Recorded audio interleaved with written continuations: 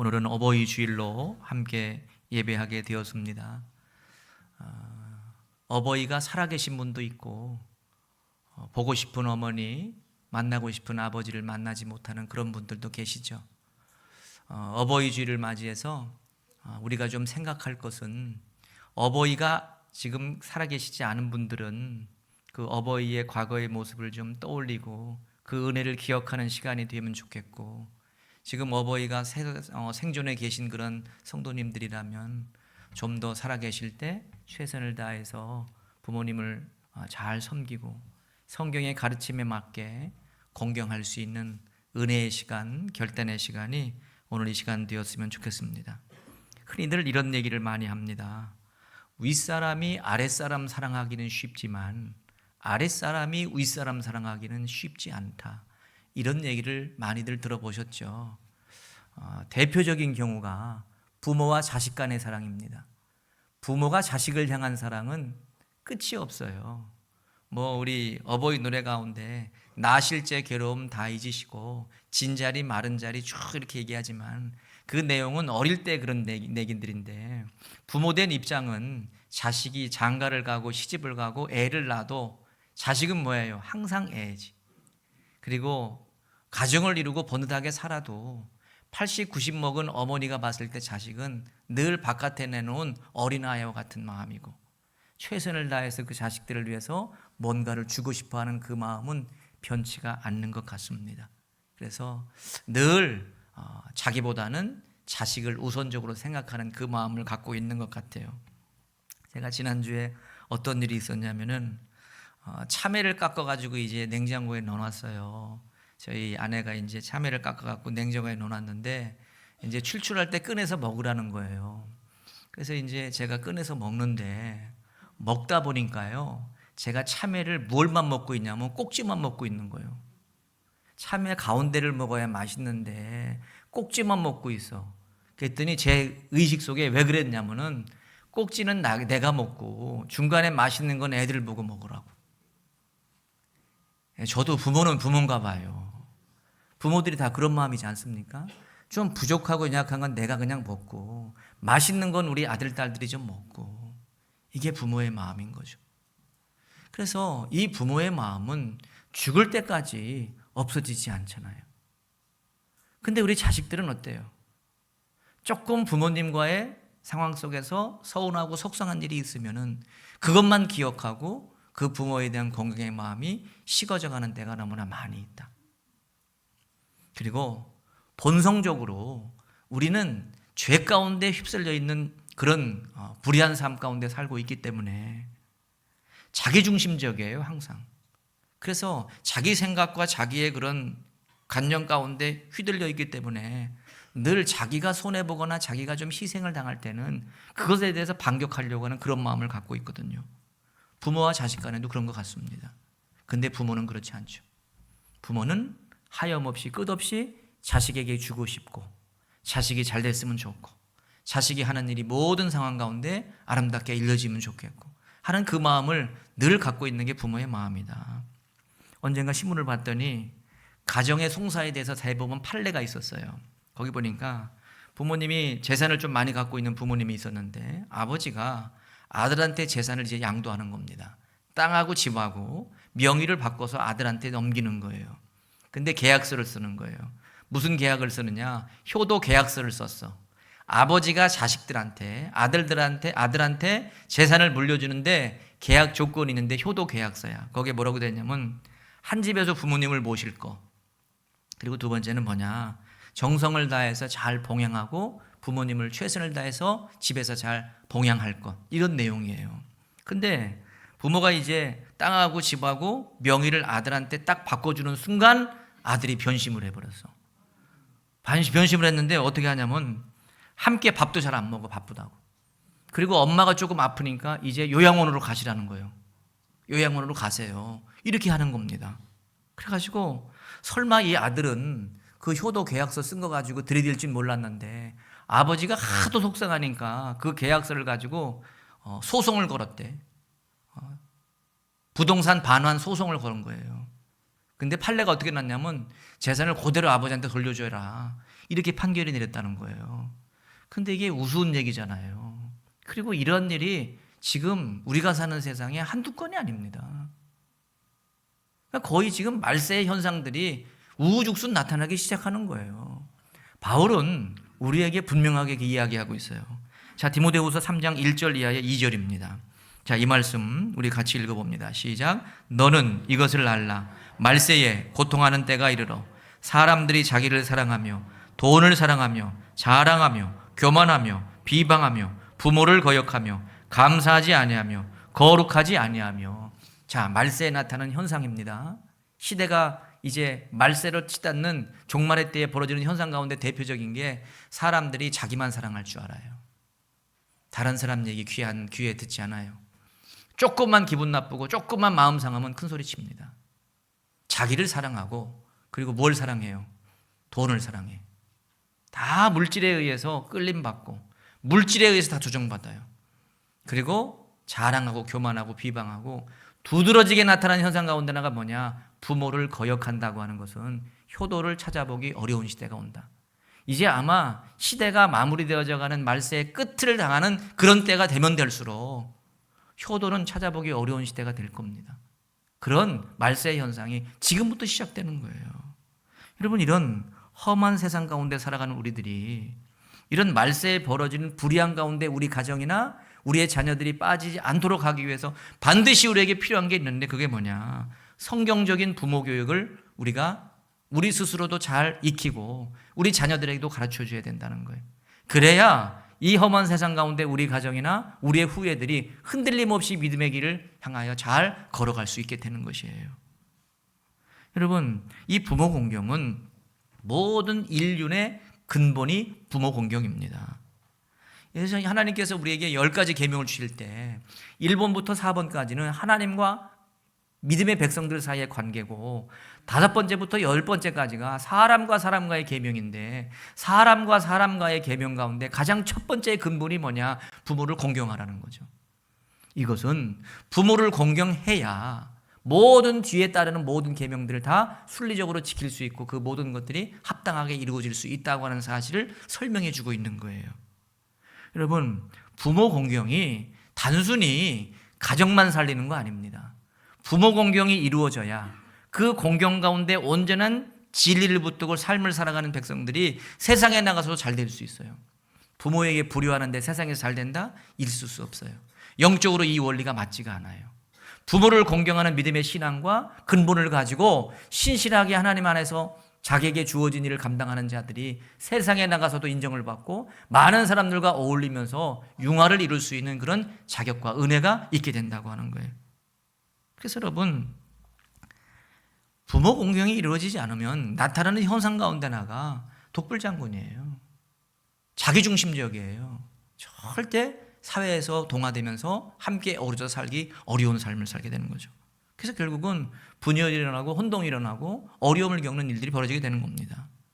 그래서 여러분, 부모 공경은 하나님께서 우리에게 명령하시는 이 땅의 영적 질서이기 이전에 하나님의 인도하심 따라서 우리가 이 땅의 삶을 아름답게 살아가는 첫 출발이 부모 공경이라고 이야기해도 과언이 아닌 겁니다. 그러면 부모 공경의 첫 출발은 어디서부터 출발하는 거냐? 여호와를 경외하는 겁니다. 여호와를 경외하는 것이 부모 공경의 첫 출발이에요. 여호와를 경외하는 것은 무엇을 이야기하는 거냐? 하나님의 말씀 앞에 순종하는 겁니다. 하나님의 말씀 앞에 순종하고 그 말씀을 따라가고 하나님의 그 통치와 인도하심을 받으면서 하나님을 기쁘게 하고 하나님의 마음에 합한 삶을 살아가는 것이 여호와를 경외하는 거예요.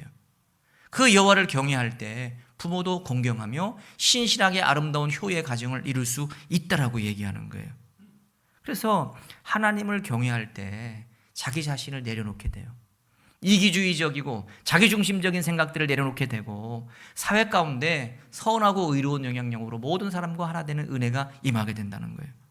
여러분, 사랑의 사도라고 불렸던 요한이 요한일서 4장 20절에 이렇게 고백합니다. 자, 이 말씀 우리 같이 읽어봅니다. 시작. 누구든지 하나님을 사랑하노라 하고 그 형제를 미워하면 이는 거짓을 말하는 자니 보는 바 그 형제를 사랑하지 아니하는 자는 보지 못하는 바 하나님을 사랑할 수 없느니라.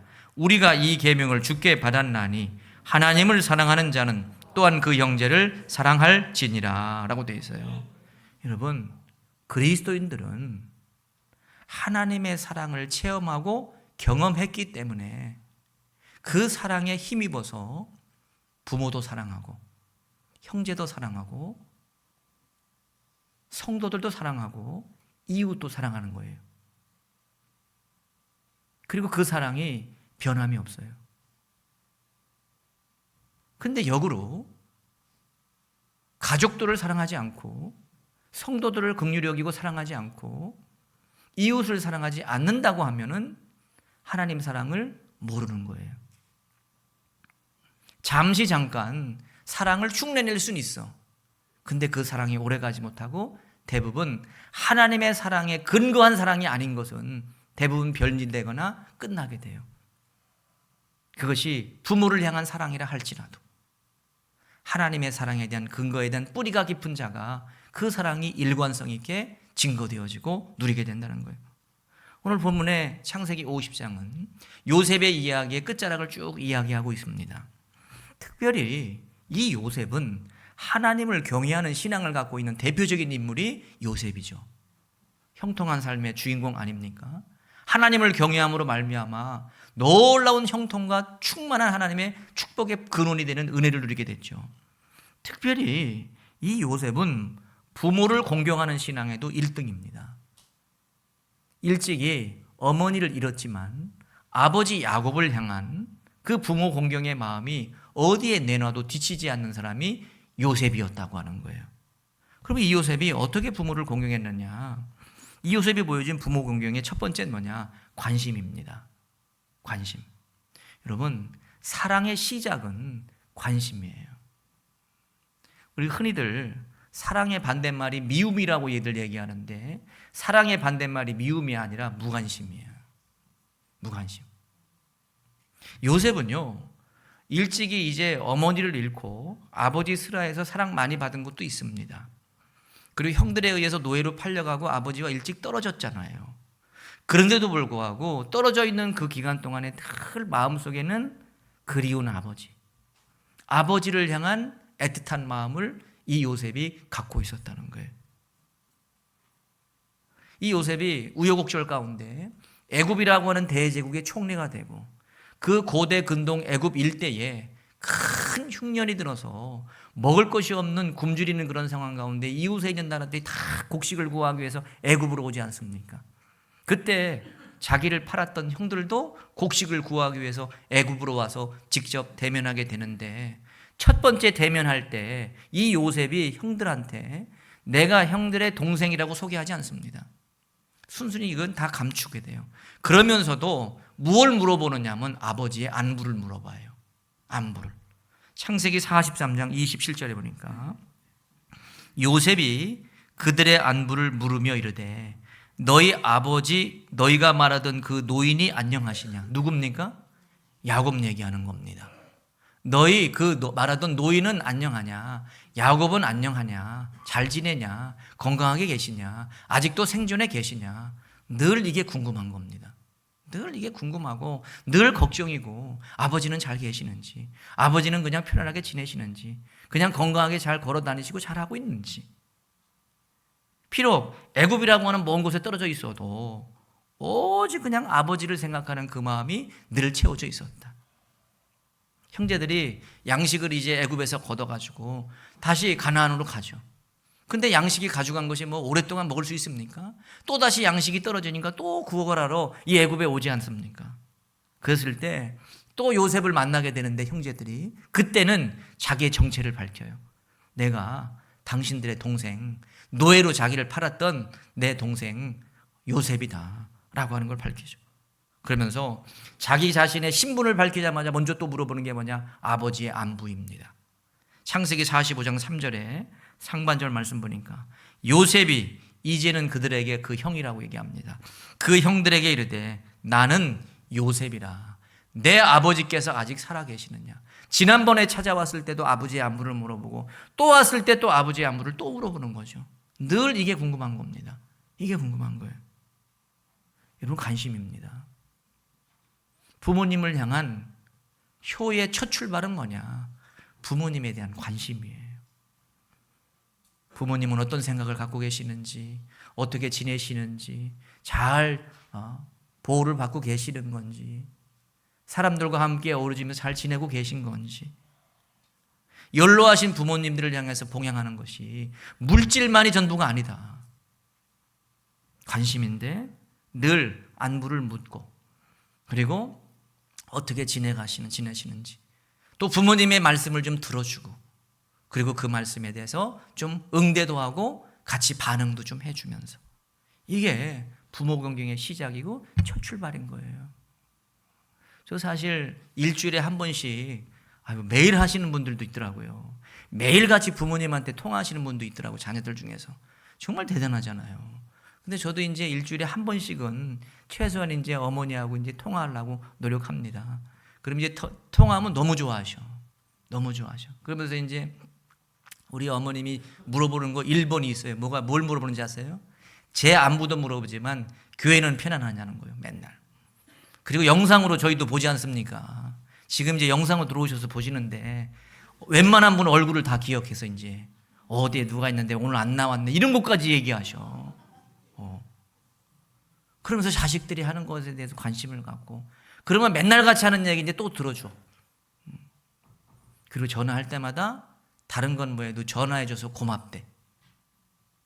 그냥 찾아와서 뭐 맛있는 거 사주고 용돈 보내주는 것보다 매주 이렇게마다 전화해주는 게 너무 고맙대. 이게 뭐예요? 관심이지. 그래서 이 부모님에 대한 공경의 첫 출발이 관심이다. 요셉이 보여준 부모 공경이 관심이었습니다. 그리고 또 한 가지는 요셉이 보여준 부모 공경이 봉양이었어요. 요셉은 부모님을 봉양하는 데 최선을 다했습니다. 양식을 사러 왔잖아요, 형제들이. 그리고 자기 정체를 밝히고 나서 이제 양식 사러 오려고 하지 말고 아버지 모시고 애굽으로 건너와, 이렇게 얘기하죠. 그러면서 책임지겠다는 거예요. 아버지의 모든 봉양의 부분에 대해서는 내가 책임을 져가지고 아버님을 잘 모실게, 그러면서 약속을 해요. 창세기 45장 11절 말씀 보니까 흉년이 아직 5해가 있으니 계속 흉년이 들 건데 내가 거기서 아버지를 봉양하리이다. 아버지와 아버지의 가족과 아버지께 속한 모든 사람에게 부족함이 없도록 하겠나이다 하더라 전하소서. 이게 뭐예요? 책임지겠다는 거지. 내가 아버지의 모든 앞으로 여생의 삶에 대해서 책임을 지고 내가 모실 테니까 걱정하지 말고 아버지 모시고 와. 그 말씀을 꼭 전해줘 라고 하는 거예요. 야곱이 돌아왔을 때, 애굽으로 왔을 때 요셉이 얼마나 최고로 극진하게 섬겼는지 우리가 다 짐작할 수 있지 않습니까? 최선을 다해서 봉양했을 겁니다. 그리고 이 야곱이 몸에 아파서 육신의 질곡 가운데 있을 때도 즉시 그냥 쫓아가서 아버지를 돌봐드리는 그 요셉의 정성스러운 봉양의 모습을 또 성경은 기록하고 있어요. 창세기 48장 1절의 말씀 보니까 이 일 후에 어떤 사람이 요셉에게 말하되 내 아버지가 병들었다 하므로 그가 두 아들 므낫세와 에브라임과 함께 갔다. 두 아들과 함께 손자들을 데리고 할아버지 아버지가 아프니까 그냥 쫓아가가지고 또 그 아픈 아버지를 돌봐드린 겁니다. 이게 최선을 다해서 봉양하는 거죠. 그리고 살아생전뿐만 아니라 이 야곱이 죽은 이후에조차도 최선을 다해서 마지막을 보내드리는 이 요셉의 헌신적인 아름다운 봉양의 글을 성경은 기록하고 있고, 오늘 우리가 50장 읽은 내용이 그 장례의 절차를 이야기하고 있는 겁니다.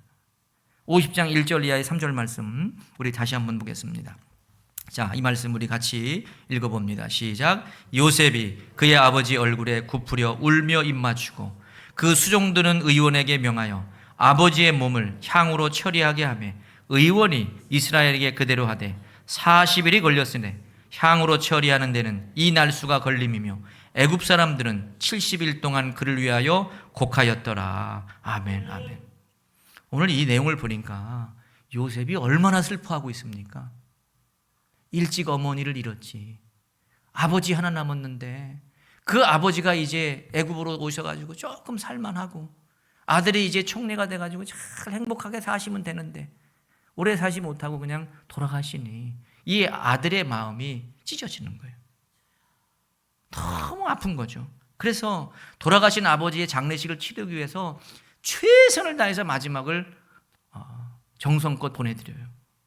아버지를 우대해드립니다. 그리고 이 요셉이 그래도 명색이 뭐예요? 총리입니다. 2인자. 애굽의 대제국의 2인자예요. 근데 말이 2인자지 실질적으로 권세는 요셉이 갖고 있었어요. 요셉 시대에. 바로 왕은 그냥 껍데기예요. 거의 다 요셉한테 맡겨서 모든 일을 다 했으니까. 근데 사람들이 볼 때 굉장한 위치에 있어도 아버지가 돌아간 그 현장 앞에서는 무릎을 꿇고 아버지의 시신에 입 맞추고 눈물을 질질 흘리면서 그렇게 애통하고 아파하는 그 모습을 보여줬다는 거예요. 그리고 주목할 사실이 있는데 요셉이 아버지가 돌아가신 다음에 우리가 얘기하면 우리도 이제 시신에 염을 하지 않습니까? 염을 다 이렇게 하면서 닦아드리고 옷을 다 갈아입혀드리고 하잖아요. 근데 우리는 그걸 그냥 뭐 몇 시간이면 끝나잖아요. 근데 오늘 여기 보니까 요셉이 아버지에게 시신을 수습하고 닦고 하는 그런 향처리, 거기는 향처리라고 하는데 이 향처리가 뭐냐? 시신에서 수분을 다 빼는 거예요.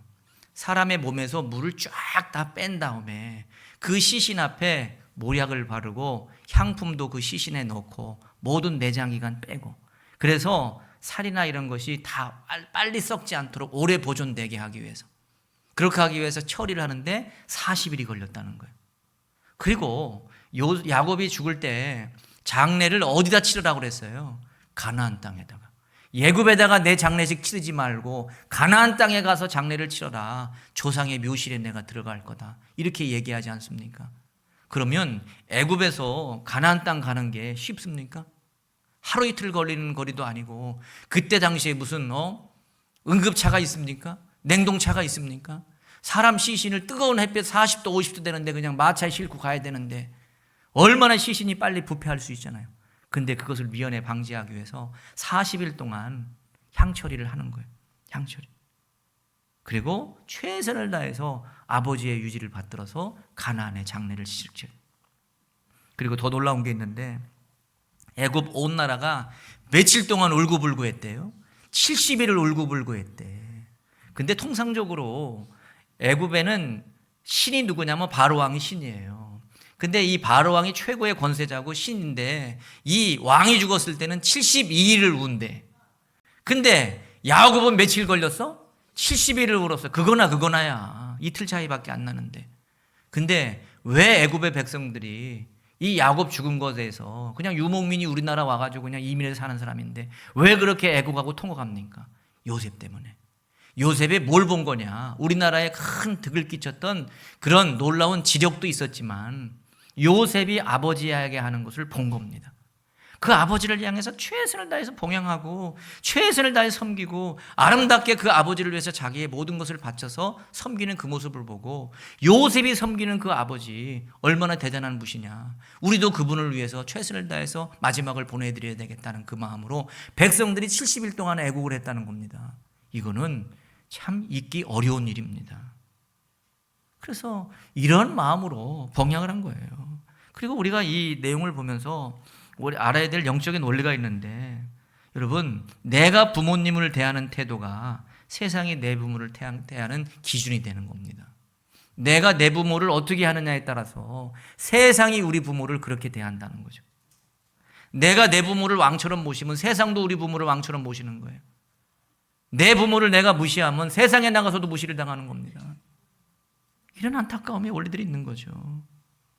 그래서 우리가 흔히 부모 봉양이라고 생각하면은 그냥 물질로만 잘 섬겨드리면 되지 이렇게 착각할 수 있는데 봉양이라고 하는 그 의미의 뜻이 그렇지 않습니다. 물질로 봉양하는 것은 뭐 기본적인 일일 뿐만 아니라 이 봉양의 진실한 뜻은 뭐냐? 받들어 모시는 겁니다. 받들어 모시는데 어떤 자세를 갖고 받들어 모시는 거냐? 내 마음 깊은 곳에 부모님은 하나님의 대리자라고 생각하는 겁니다. 부모님은 나의 하나님의 대리자로 오신 존귀하신 분이다라고 생각하는 거예요. 그리고 부모님의 그 자리 그냥 존재 자체로 그냥 내가 그것을 인정해 드리면서 그 부모님 앞에 순종하는 거예요.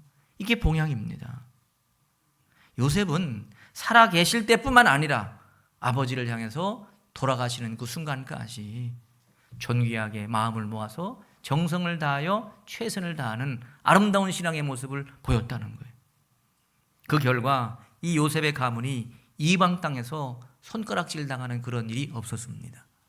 더더욱이는 모두의 존경을 받는 믿음의 감으로 든든히 세워져서 정말 하나님을 믿는 최선을 다해서 부모님을 모시는 아름다운 모범적인 가정으로 많은 사람들의 입에 오르내리는 은혜를 입는 복된 가정이 됐다는 거예요. 여러분, 우리에게 이런 결단이 있어야 됩니다. 하나님, 내가 먼저 우리 부모님을 존귀하게 여기겠습니다. 이 마음이 우리에게 있어야 되고 이 마음을 우리의 자녀들에게도 가르쳐 줘야 되는 거예요. 그냥 나에게 잘해라고 하는 그런 취지보다는 이것이 하나님께서 우리 가정과 영적인 영적인 그런 질서 가운데 우리에게 주신 원리다. 부모님을 향한 진심 어린 존경의 마음을 갖고 있어야 된다라고 하는 거예요. 이렇게 부모님을 진심으로 우대할 때 가정이 빛나게 되고 그 가정이 오히려 하나님 앞에 쓰임받는 복된 믿음의 가정이 될 수 있게 되는 것이에요. 이 은혜가 여러분의 각 가정 가운데 임하기를 주님의 이름으로 축복합니다. 그리고 또 한 가지는 요셉이 보여준 것은 순종입니다. 특별히 하나님의 말씀에 어긋나지 않는 이상 부모님이 하시는 그 이야기에 대해서는 우리가 순종할 수 있어야 된다. 부모님은 잘 모르네, 나이가 들어서 잘 모르네, 뭐 그런 얘기 종종 들리는데 그게 아니라 부모님 말씀하시는 거면 큰 일이 없거든 그냥 들어드려라. 어린 시절부터 이 요셉이 아버지의 말씀에 순종했습니다. 그리고 아버지가 지시하는 것에 대해서는 잘 따르고 그냥 심부름도 잘한 거예요. 그러니까 형들이 저 세겜 지역에 가서 양치기 하고 목동으로 일할 때 아버지가 그 짧은 거리도 아니지만 그 거리에 가서 형들이 어떻게 하는지 좀 돌봐주고 좀 잘 먹을 것 갖다가 좀 위로하고 격려하고 보낸 거 아닙니까? 요셉이 군말하지 않고 아버지가 하는 것에 대해서는 철저하게 순응한 거예요. 순응하는 거. 창세기 37장 13절에 보니까 이스라엘이 야곱입니다.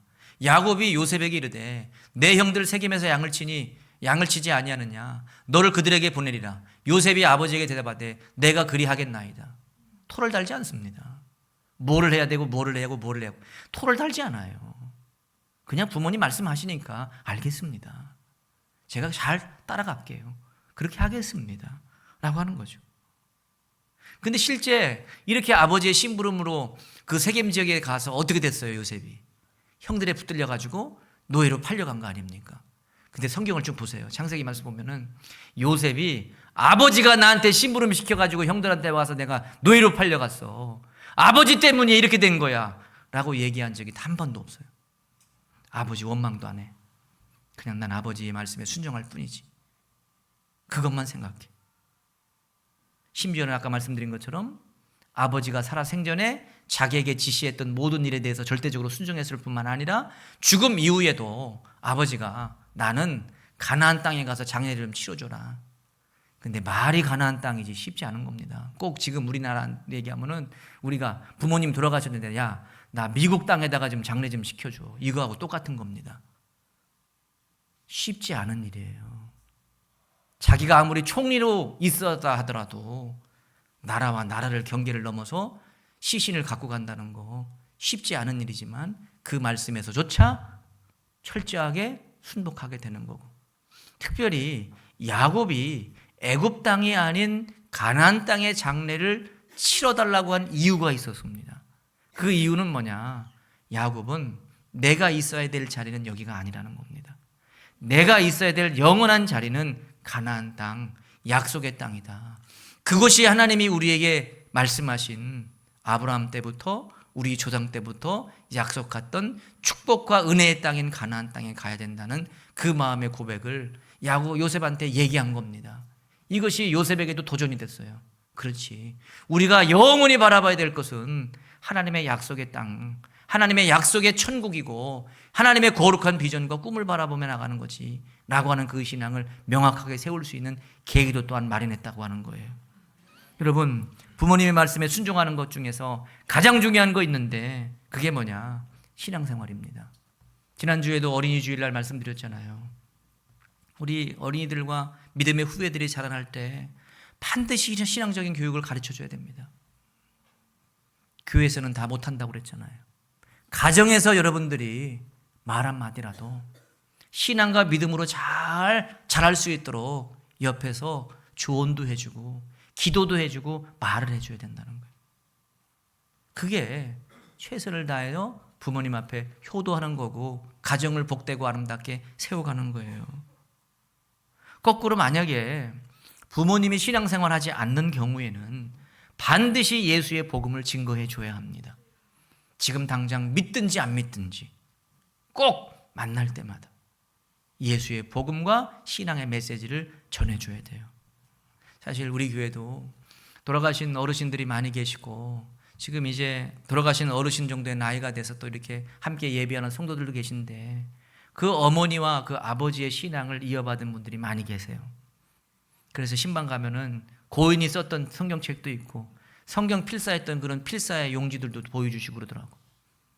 얼마나 중요한 거고 소중한 겁니까? 부모님이 받았던 그 신앙의 가르침대로 내가 그 신앙의 이 대를 이어서 믿음으로 하나님 앞에 영광 돌리고 신앙생활을 하고 있다고 하는 거는 이거는요 놀라운 하나님의 은혜요 축복입니다. 우리 장로님 기도할 때 3대 4대 5대 6대 7대 이렇게 신앙생활을 해야 되는 게 정상인 겁니다. 그래서 역사가 깊고 뿌리가 깊은 교회들마다 그런 일들이 막 생겨나게 돼야 되는 거죠.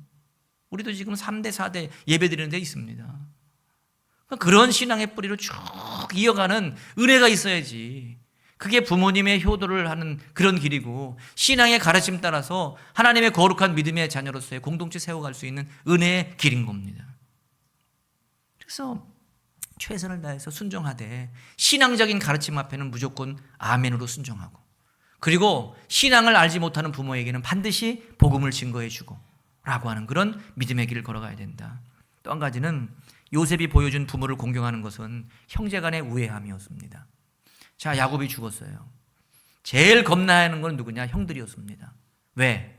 자기 동생 요셉이 옛날에 자기들이 노예로 팔은 것에 대해서 앙심을 품고 자기를 해칠까 봐 그런 것에 대한 두려움이 있었습니다. 그래가지고 이 형들이 어떻게 하냐면 아버지 돌아가시고 나서 자기 밑에 있는 하인들을 보내가지고 동생 요셉한테 혹시 자기들한테 원수 갚을까 봐 살아생전에 아버지가 너한테 형들한테 원한을 갖고 형들한테 못되게 굴면 안 된다니 이렇게 얘기를 했다고 하는 것을 막 전해줘. 그 얘기를 요셉이 듣습니다. 그러면 듣는 요셉은 어떨까? 어이구 이것들이 그냥 더 화를 날 수도 있겠지. 근데요 요셉이 얼마나 마음이 착한지 그 소식을 듣고 울어. 너무 안타까운 거지. 그러면서 형들을 불러다 놓고 뭐라고 하냐면 형님들 안심하십시오. 형들도 그냥 안전하게 잘 지낼 수 있도록 제가 최선을 다해서 모시고 형들의 자식들도 내가 책임질게. 그러면서 조카들까지 책임진다는 거예요. 근데 이 모습을 천국에 있는 야곱이 볼 때 어떤 마음이 있을까? 얼마나 흐뭇하겠습니까? 지금은 사실 집집마다 자식들이 많은 집도 있지만 많으면 둘, 지금은 하나 이렇게 있는데 그 자식들도 불협화음이 있어서 헤어져서 만나지도 않고 화합도 없고 그러면 어떻습니까? 부모의 마음이 이거는 찢어지는 거죠. 여러분 자녀들이 형제들 간에 우애하고 믿음으로 하나 되어서 하나님을 예배하는 믿음의 자리에 서 있는 것조차도 부모에게 효도고 공경하는 거다. 요셉이 이 은혜로 가정 세워나간 겁니다. 근데 놀라운 것은 이렇게 특별히 부모를 공경하는 사람들에게 하나님의 축복을 부여받는 은혜를 허락하셨어요. 자, 성경에서 가장 적극적으로 축복을 약속해주는 대목들이 있는데 부모 공경에 대한 단서입니다. 자, 십계명이 1번부터 10번까지 있는데 다 지키라, 하지 마라, 하면 큰일 난다 이겁니다. 그러면서 경고를 해요. 하면 안 된다고. 그리고 명령을 내립니다. 그리고서 끝이야. 사실 전체적으로 하나님께 주신 이 명령의 내용을 지키면 복을 받는 건 맞지. 근데 그 복에 대한 구체적인 것을 언급한 것은 부모 공경이 유일해요. 약속 있는 첫 계명이에요. 부모님을 공경할 때는 이런 복과 이런 복이 있다는 거예요. 그냥 통상적으로 계명이니까 다 지켜. 이 계명을 지키면 네가 땅에서 큰 축복을 받아. 이런 의미가 아니라 구체적으로 그 복을 거명하고 있다는 거예요. 자, 신명기 5장 16절입니다. 신명기 5장 16절 우리 같이 읽어봅니다. 시작. 너는 내 하나님 여호와께서 명령한 대로 내 부모를 공경하라. 그리하면 내 하나님 여호와가 내게 준 땅에서 내 생명이 길고 복을 누리리라. 아멘. 아멘. 내 생명이 길고 복을 누리리라 라고 되어 있죠. 그리고 이런 말씀에 대한 가르침으로 큰 도전을 받고 바울도 역시 똑같은 믿음의 고백을 하고 있어요. 에베소 6장 1절 이하의 3절입니다. 이 말씀도 우리 같이 읽어봅니다. 시작. 자녀들아 주 안에서 너희 부모에게 순종하라. 이것이 옳으니라. 내 아버지와 어머니를 공경하라. 이것은 약속이 있는 첫 계명이니 이로써 내가 잘되고 땅에서 장수하리라. 아멘. 아멘. 자, 여기 보니까 신명기 말씀도 그렇고 에베소서 말씀도 그렇고 부모님을 공경하면 결국은 형통한대요. 형통. 부모님을 공경하고 달 부모님만 모셔도 기본적으로 주어지는 축복이 있는데 형통이에요. 여러분, 이 형통은 뭐냐? 하나님의 보호를 받아서 안정감이 있는 거예요. 돈을 많이 벌고 출세를 해서 명성을 얻고 큰 정치인이 되고 경제인이 되는 게 큰 형통이 아니라 하나님의 보호하심으로 인해서 무엇을 하고 있든지 안정감이 있어. 이게 형통이에요. 그리고 장수는 90살 살고 100살 살고 120살 살고 이런 나이의 개념을 얘기하는 게 아니야. 그냥 삶을 살아온 인생의 삶이 헛되지 않은 거야. 이게 얼마나 큰 축복입니까? 70년을 살아도 80년을 살아도 돌아보니까 삶에 대한 후회가 없어. 그리고 매 순간마다 마음이 평안해. 이게 장수의 축복이에요. 하나님 안에서 부모를 공경해도 이러한 놀라운 은혜와 축복을 하나님이 허락하신다. 그런데 이 축복을 누가 받았느냐? 요셉이 받은 겁니다. 요셉이 부모 공경하는 마음으로 최선을 다해서 부모님께 관심을 갖고 순종하고 봉양하고 형제간에 우애하는 믿음의 길을 걸어갔더니 이 요셉에게 하나님께서 축복해 주셨는데 고난도 있었지. 감옥에도 가고 그냥 지루하게 그냥 끝까지 그냥 어려움 가운데 있어서 엄청난 힘든 과정도 겪기도 하고. 근데 그걸 보니까 다 하나님의 도우심과 섭리와 인도하심이었다는 걸 나중에 깨닫고, 그리고 애굽의 총리가 결국 되고 모든 민족과 열방을 살리는 놀라운 역사적인 믿음의 인물이 되었다. 이 요셉이 사실은 예수님의 예표입니다. 예수님이 죽어가는 영혼들을 살렸으니. 여러분, 13년 동안 고생을 했어요, 요셉이. 노예로 팔려가가지고. 근데 소위 우리가 생각하는 부귀영화를 80년 이상 누렸어. 비교도 안 될 만큼. 그리고 나서 천국에 가서는 얼마나 큰 상급을 얻었을까. 이루 말할 수 없는 하나님의 축복과 상급이 요셉에게 주어졌다는 거예요. 근데 반대로 성경은 우리에게 경고하고 있습니다. 부모를 공경하지 않을 때, 우리 학생들 잘 들어봐야 돼. 저기 이제 학생들이 있는데, 부모를 공경하지 않을 때는 어떠한 일이 있느냐? 놀라운 하나님의 징계가 있어요. 놀라운 하나님의 징계. 자, 십계명 27장 16절입니다. 자, 십계명 27장 16절 말씀. 이 말씀 우리 같이 읽어봅니다. 시작. 그의 부모를 경홀히 여기는 자는 저주를 받을 것이라 할 것이요 모든 백성은 아멘 할지니라. 아멘 할지니라. 그의 부모를 경홀히 여긴다고 하는 것은, 경홀히 여긴다는 건 뭐냐? 무시하는 거야. 부모를 무시해. 근데 은근히 자녀들이 부모 무시하는 사람 많습니다. 부모님은 잘 모른다고 얘기하면서 부모님 얘기에 대해서 그냥 탁탁 끊어버리고 듣지도 않으려고 하는 사람들이 많이 있더라고. 그리고 아까 말씀드렸죠. 부모님에 대해서는 전혀 무관심을 갖고 있는, 무관심. 아유, 부모님 뭐 알아서 잘 지내지 뭐. 요새는 뭐 노인복지가 잘 돼 있어갖고 나라에서 지켜주지 뭐. 이렇게 또 얘기하시는 분이 있더라고. 그거하고는 차원이 틀리지 않습니까? 그러니까 부모를 경홀히 여긴 자는 저주를 받을 것이요. 저주를 받는다고 하나님이 경고하고 있는 겁니다. 그러니 우리 자녀들이 저주받으면 됩니까? 그러면 우리 자녀들이 저주 안 받게 하려면 우리가 뭘 해야 되는 거예요? 우리들은 가르쳐야 되는 거지. 효에 대해서. 이렇게 하나님을 향해서 믿음으로 부모를 공경해야 된다. 신앙적인 가르침을 잘 듣고 아버지가 하나님이 거룩한 믿음의 자녀로 쓰임받아서 신앙의 길 갔다면 나도 그 유지를 받들어서 신실하게 그 은혜의 길을 걸어가는 모습을 보여야 되고, 천국에서 보실 때 기쁘고 즐겁고 흠족하실 수 있도록. 그리고 또 한 가지가 출애굽기 21장 15절이에요. 자기 아버지나 어머니를 치는 자는 반드시 죽일진다. 이 친다고 하는 거는요, 단순하게 폭력을 행하는 그런 게 아니에요. 공격한다는 거야. 부모를 향해서 공격하는 거지. 이거는 완전히 싸움꾼처럼 공격하는 거. 이건 어떻게 되는 거예요? 반드시 죽일지니라. 고대 이스라엘 사회는 부모에게 불효하는 자들을 향해서는 돌을 던져 쳐서 죽였어. 그런 큰 징계를 받게 된다고 하는 걸 얘기하는 거예요. 그리고 극단적인 표현까지 쓰면서 성경이 이 불효자를 향해서 경고하는데, 잠언 30장 17절입니다. 잠언 30장 17절 말씀, 이 말씀도 같이 읽어봅니다. 시작. 아비를 조롱하며 어미 순종하기를 싫어하는 자의 눈은 골짜기의 까마귀에게 쪼이고 독수리의 새끼에게 먹히리라. 저는 이 잠언 30장 이 말씀 볼 때마다 가슴이 뛰어요. 가슴이 뛰어요. 고대 이스라엘 사람들은요, 시신에 대한 소중함이 있었어요. 이 얘기는 어떤 의미가 있는 거냐? 시신이 그냥 내팽개쳐가지고 들짐승이나 날짐승이 와가지고 시신을 쪼아먹고, 까마귀가 와서 눈깔 빼먹고, 이렇게 그냥 시신이 그냥 다 방치가 된다는 거예요. 방치가 된다. 하나님 앞에서 우리에게 허락하시는 부모에게 공경하지 못하고, 부모의 말씀에 순종하지 못하고, 극진하게 봉양하고 관심 갖기면서 믿음의 유지를 받들지 못하고 엉뚱한 길로 갈 때는 이러한 징계가 임하게 될 거라고 경고하는군요. 여러분, 오늘 우리는 어버이주의를 지키는데, 지금 여기 앉아 계신 분들, 우리 모두는 과분한 하나님의 사랑을 받았습니다. 너나 할 것 없이 하나님의 사랑을 너무나 많이 받으신 분들이 이 자리에 앉아 계신 겁니다. 여러분, 이 땅에 올 때 다 빈손으로 오셨잖아요. 다 빈손으로 오셨습니다.